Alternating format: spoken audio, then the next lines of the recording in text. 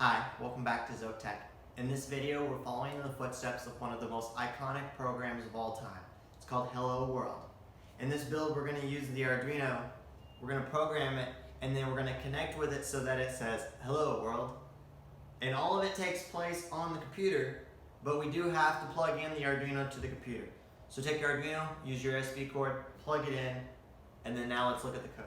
Alright, once we open up the program called Hello World, we'll notice that there's very few things going on. The main difference now is this block of code called serial. And this is communicating to over here on the serial monitor. And what it's going to do is it's going to print this phrase, Hello World.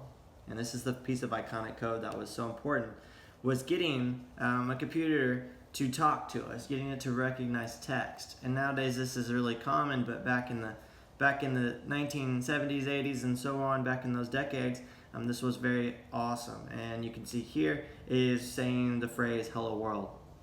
That is our serial monitor. This is where anything you write will show up.